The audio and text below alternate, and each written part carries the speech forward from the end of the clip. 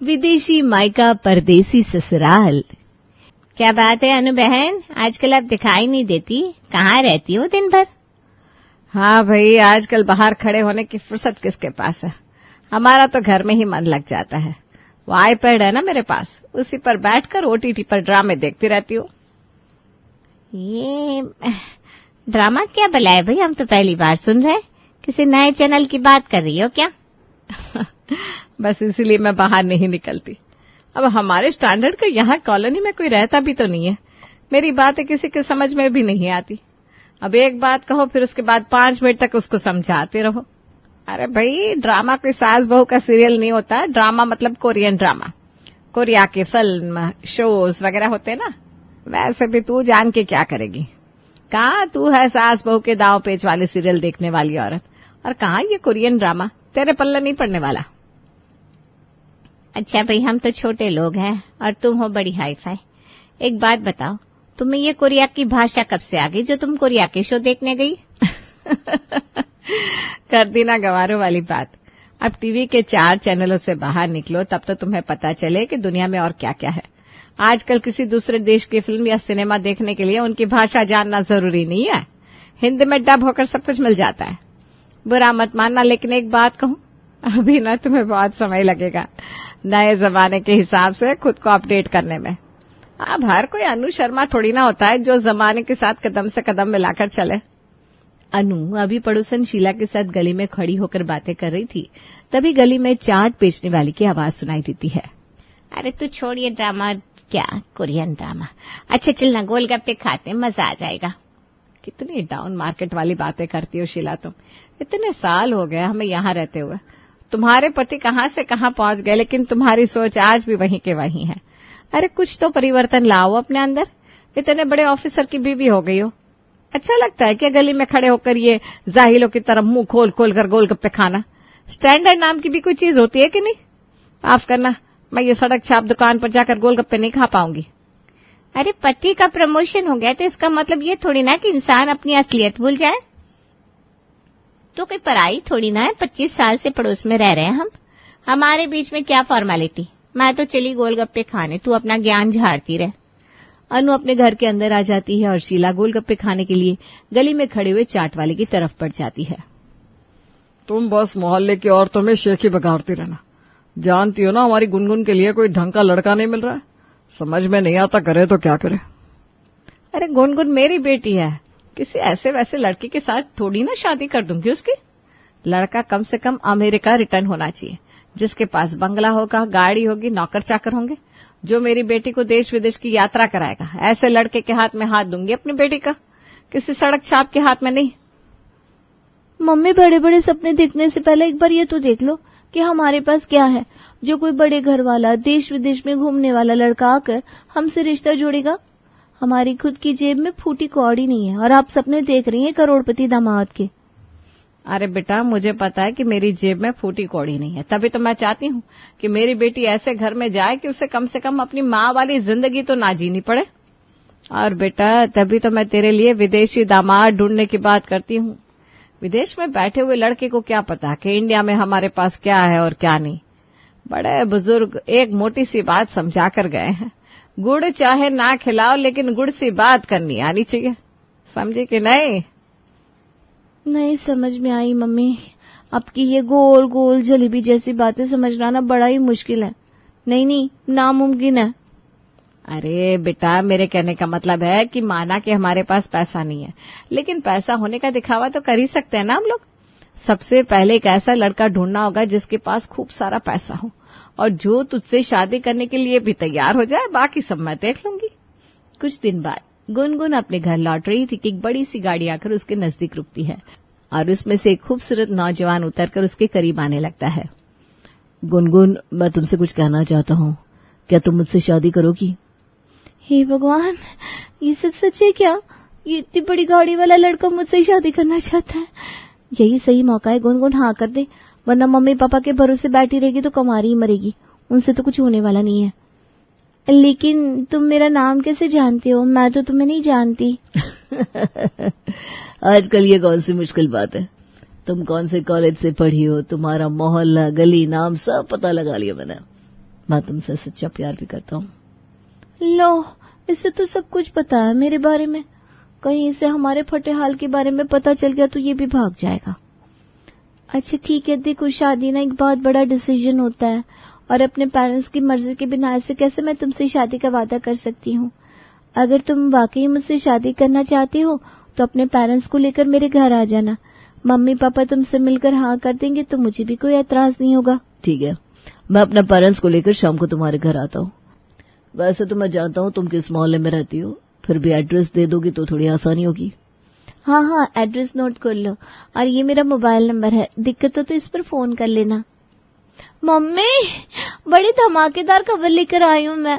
आप लोगों से तो कुछ होने से रहा, मैंने खुद ही अपनी शादी का इंतजाम कर लिया है। क्या बात कर रही है? ऐसे कैसे कर लिया इंतजाम? कौन है लड़का? देख, किसी सड़क छाप लड़के से मैं तेरी शादी नहीं करने वाली, चाहे मुझे सारी उम्र तुझे घर में बिठा कर ही क्यों ना रखना पड़े। अरे बेटा, सोसाइटी में अपनी भी कोई इज्जत है। मम्मी, ये इज्जत का पार्ट आप मुझे ना पढ़ाओ तो ही अच्छा है। ये झूठी टशन बाहर वालों को दिखाया करो। मैं जानती हूँ आप कितने पानी में हो।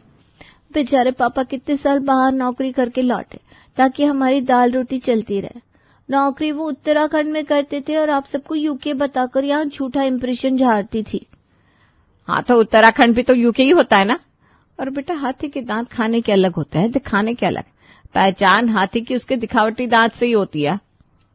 मम्मी, कोई ऐसा वैसा लड़का नहीं है, लंबी सी गाड़ी लेकर आया था, बिल्कुल हीरो जैसा दिखता है। मुझे लगता है मेरी किस्मत बदलने का समय आ गया। बस आप सब संभाल लेना। अब इतने बड़े घर का लड़का हमारे जैसे भिखारियों से रिश्ता थोड़ी ना जोड़ेगा। ये जो अमेरिका स्वैग आप मोहल्ले में दिखाती हो ना, यही दिखाकर उन्हें भी बोतल में उतारना है आपको। बस एक बार मेरी शादी हो जाए, फिर जो होगा देखा जाएगा। अरे बेटा, तू चिंता मत कर। ऐसे बातों के हवा महल के दर्शन कराऊंगी ना उन लोगों को कि चट मंगनी और पट शादी को रेडी हो जाएंगे। शाम के समय रवि अपने पेरेंट्स को लेकर गुनगुन के घर आ गया। वाह वाह, शक्ल से ही अमीर लोग लग रहे हैं ये लोग। गाड़ी तो देखो कम से कम 40 लाख की होगी। जो लोग 40 लाख की गाड़ी में बैठकर आए हैं उनका बंगला कितना बड़ा होगा, सोचने वाली बात तो ये है। चलो अब जल्दी से चाय नाश्ता लगा देते हैं। अनु और गुनगुन रवि के पेरेंट्स के लिए चाय नाश्ता लेकर हॉल में जाते हैं। मम्मी, इतने बड़े लोग हैं और हमारे घर में पानी का फिल्टर भी नहीं है, कैसे पिलाएंगे इनको ये पानी? अरे तो टेंशन मत ले, मैं हूं ना। लीजिए बहन जी, ये पानी हमने स्पेशल अरब कंट्री से मंगवाया है। बहुत महंगा पानी है ये। वाह बहन जी, आप पानी अरब से मंगवाती हैं? जी, वो क्या है ना, उम्र भर तो ये यूके में रहे हैं। अब इंडिया की चीजें इन्हें कहाँ पसंद आती है। हमारे यहाँ तो सब इम्पोर्टेड सामान ही रहता है। इंडिया की मार्केट कहाँ है इस लायक, सब लोग क्वालिटी का सामान ही मिलता है। रवि बेटा, मेरी बेटी के हाथ का बना हुआ खाना टेस्ट करके देखिए। मसाले मैंने स्पेशल ईरान से मंगवाए हैं। बहन जी, वाकई बहुत स्वादिष्ट खाना बना है। हमने भी बरसों से यहाँ से कुछ भी नहीं खरीदा। हमारा प्राइवेट जेट है, जब भी कुछ लेना होता है उसी में बैठकर निकल जाते हैं, यूएस यूके जहां भी जाना हो। यूएस यूके की बात तो तेरी सास ऐसे कर रही है जैसे चांदनी चौक जाने के बारे में बोल रही हूँ। कुछ ज्यादा ही रईस लोग गए हैं। मैं तो कह रही हूँ बेटा, छोड़ इस रवि का चक्कर। अपनी पोल खुल गई तो लेने के देने पड़ जाएंगे। क्या मम्मी, इतनी बड़ी मुर्गी फंसी है और आप कह रही हो कि इसे जाने दो। आप तो बस जल्दी से शादी की तारीख सेट करवाइए। रवि बेटा, तुम तो कुछ खा ही नहीं रहे हो, खाओ ना बेटा। वो क्या है ना आंटी, इंडिया के ये समोसे ब्रेड पकोड़े वगैरह में खा लेता ना तो मुझे ये हजम नहीं होते हैं। मैं तो चाट खाने के लिए सीधा ऑस्ट्रेलिया जाता हूँ।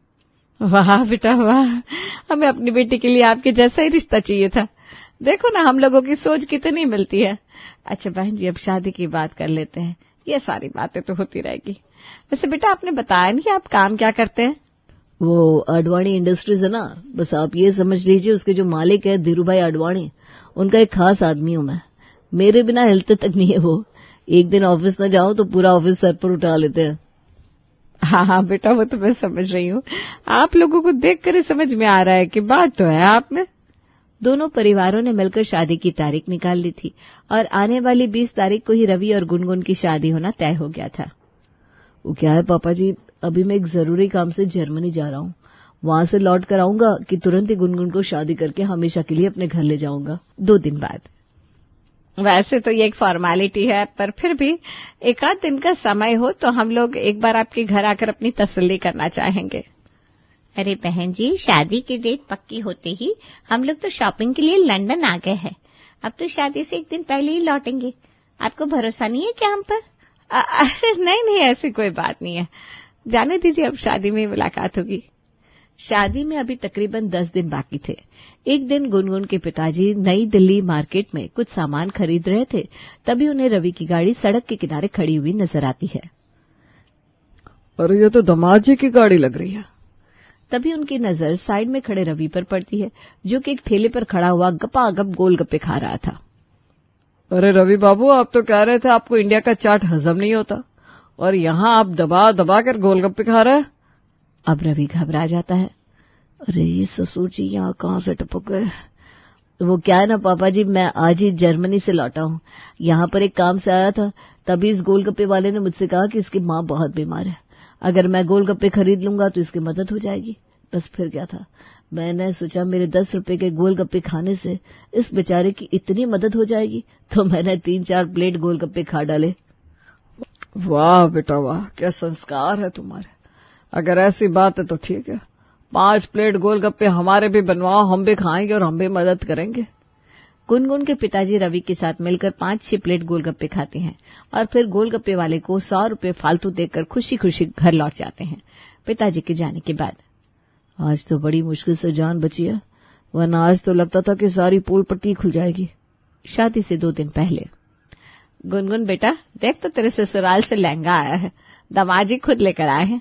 अरे वाह, लहंगा तो बड़ा खूबसूरत है। खूबसूरत क्यों नहीं होगा, तुम्हें पता भी है, अमेरिका के सबसे बड़े डिजाइनर से डिजाइन करवाया मैंने इसे स्पेशली तुम्हारे लिए।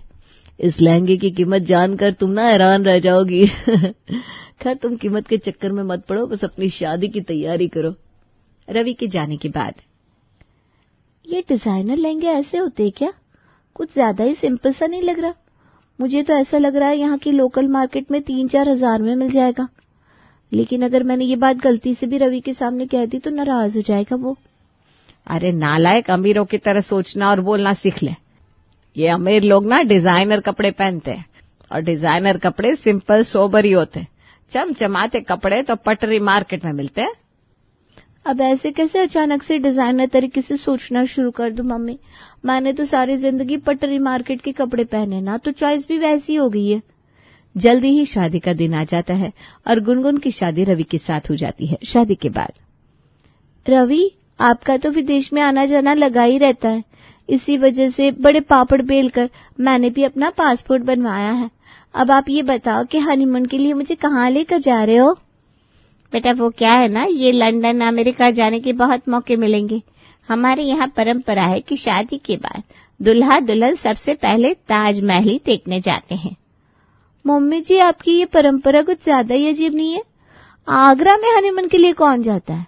वहां पर तो आपकी क्लास के होटल भी नहीं मिलेंगे। बेटा होटल की जरूरत ही नहीं है, इसकी बुआ का घर है ना आगरा में, बस तुम लोग वहीं जाकर रुक जाना। गुनगुन को तो कुछ भी समझ में नहीं आ रहा था, लेकिन फिर भी सास की बात मानकर वो ताजमहल देखने के लिए आगरा निकल जाती है। आगरा से वापस आने के बाद मम्मी जी, आप तो कह रही थी कि आप सारी शॉपिंग फॉरेन कंट्री से करती हैं, लेकिन घर में तो कोई भी ऐसा इम्पोर्टेड सामान दिखाई नहीं दे रहा। और जिस हिसाब से आप लोगों की कमाई है, आप लोगों को तो बंगले में रहना चाहिए, फिर ये 3 कमरे के मकान में क्यों रह रहे हैं? मैं कुछ समझ नहीं पा रही हूँ। बेटा तुम्हारे ससुर जी की ना मानता है कि आदमी के पास चाहे जितना पैसा हो लेकिन उसे दिखावा नहीं करना चाहिए, इसीलिए हम आज भी अपने इस पुराने घर में रहते हैं। और ये जो सजावट का सामान हमारे घर में लगा हुआ है ना, इसको छोटा मोटा समझना मत, ये तो सारे एंटिक पीस है। लेकिन मम्मी जी, ये सब बहुत पुराना और ओल्ड फैशन नजर आ रहा है। विंटेज शॉप से खरीदा हुआ सामान है, लाखों में कीमत है इनकी। कुछ दिन बाद सुनिए ना, बताइए तो कब जाने वाले हैं आप विदेश? इस बार मैं भी आपके साथ ही चलूंगी। गुनगुन, मैंने तो अब फॉरेन ट्रिप पर जाने का काम करने से मना कर दिया है। अब शादी हो गई है, मैं तुम्हें छोड़कर रोज रोज नहीं जाना चाहता। ये क्या बोल रहे हो आप? मना क्यों किया? हम दोनों साथ चलते हैं ना, मुझे भी तो लंदन पेरिस से शॉपिंग करनी है। अरे लंदन जाने की क्या जरूरत है, वो कुतुब रोड पर है ना बढ़िया मार्केट। लगता है वहाँ जो बड़ा सा मॉल है उसी में ले जाकर शॉपिंग करवाने वाले हैं आज मुझे। अच्छा ठीक है, चलो आप वहीं से करवा दो शॉपिंग। रवि एक रिक्शा को बुलाता है और फिर दोनों उस पर बैठ जाते हैं। रवि, एक बात तो बताओ, ये हम लोग शॉपिंग करने के लिए रिक्शा में बैठकर क्यों जा रहे हैं? अब की वो गाड़ी है ना, निकालो उसे। गाड़ी? कौन सी गाड़ी? आज तो संडे है ना, तो संडे को मैं मालिक की गाड़ी लेकर घर थोड़ी ना आ सकता हूँ। मालिक की गाड़ी मतलब ये कि मैं ड्राइवर हूँ ना। संडे के दिन तो मैं गाड़ी बंगले पर खड़ा करके आता हूँ। रवि की बात सुनकर तो गुनगुन को तो मानो झटका लग गया था। क्या बोला तुमने? वो गाड़ी तुम्हारी नहीं है? अरे मेरी ही समझो ना, हफ्ते के 6 दिन तो मैं ही चलाता उसको। अरे मॉल तो पीछे रह गया, कहाँ लेकर जा रहे हो तुम मुझे? अरे गुनगुन, इधर सोमवार को बहुत बढ़िया मार्केट लगता है, एक से एक डिजाइनर पीस मिल जाते हैं। चलो मैं तुम्हें उधर ही लेकर चलता हूँ। क्या कुतुब रोड पर लगने वाले मंडे मार्केट से शॉपिंग करवाओगे तुम मुझे? बिल्कुल हद ही हो गई। कहाँ मैं पेरिस से शॉपिंग के सपने देख रही थी और कहाँ ये मंडे मार्केट। तुम ऐसी बातें क्यों कर रही हो? क्या पैसे ही सब कुछ होता है? अरे पैसे को छोड़ो, मेरा प्यार देखो, मैं तुमसे कितना प्यार करता हूँ। देखो मैं चाहता तो अभी भी तुमसे झूठ बोलकर तुम्हें ऐसे ही गोल गोल घुमा सकता था कि नहीं, लेकिन मैं नहीं चाहता था कि मैं सारी जिंदगी तुमसे सिर्फ झूठ बोलता रहूं। इसीलिए मैंने तुम्हें सब सच बता दिया। जब हम तुम्हारे घर शादी की बात करने के लिए पहुंचे तो तुम्हारी मम्मी विदेश और परदेश की बातें करने लगी। हमें लगा कि अगर हम अपनी असलियत बता देंगे तो शायद रिश्ता टूट जाएगा, इसीलिए हमने भी बातों का झूठा पहाड़ खड़ा कर दिया और फिर एक झूठ को छुपाने के लिए झूठ पर झूठ बोलते चले गए। रवि की बातें सुनने के बाद तो बेचारी गुनगुन का सर चकराने लगा था और रोते हुए गुनगुन अपने मायके पहुंच जाती है। शेर को सवा शेर मिल ही जाता है, ये सुना था, आज देख भी लिया। मम्मी, किसी गलतफहमी में रहने की जरूरत नहीं है। कोई करोड़पति घर में शादी नहीं हुई मेरी। पहले एक वॉचमैन की बेटी थी, अब एक ड्राइवर की पत्नी हूँ। बस इतना अंतर आया है मेरे स्टेटस में। ये क्या कह रही है बेटा तू? तेरे कहने का मतलब है कि रवि एक ड्राइवर है? हाँ मम्मी, बिल्कुल ठीक सुना, वो एक ड्राइवर है और उसने अपनी बातों का जाल फेंक कर मुझे फंसाया। मैं छोड़ूंगी नहीं उन फ्रॉड लोगों को, तू चिंता मत कर, हम पुलिस में कंप्लेंट दर्ज करेंगे। इन्होंने धोखाधड़ी करके तेरी जिंदगी खराब कर दी। अच्छा, जैसे कि आपने तो सब कुछ सच बोला था ना रिश्ता करते समय। आपने भी तो झूठ के पहाड़ खड़े किए थे। गल्फ से पानी मंगवाती है, यूके में जाकर शॉपिंग करती है। आपने गल्फ का पासपोर्ट भी देखा है कभी? बेटा मेरा तो दिमाग काम नहीं कर रहा, अब करूं तो क्या करूं? कोई बात नहीं मम्मी, अब मेरे नसीब में अगर यही लिखा था तो यही सही। वैसे रवीना बहुत प्यार करता है मुझसे, इस बात में कोई शक नहीं है। और इस तरह बेचारी गुनगुन को ना विदेशी मायका मिला ना परदेसी ससुराल। लेकिन गुनगुन अब खुश रहती है क्योंकि उसने अब अपने मिडिल क्लास होने के सच को स्वीकार कर लिया है और वो अपनी माँ की तरह अमीर होने के झूठे भ्रम में नहीं रहती।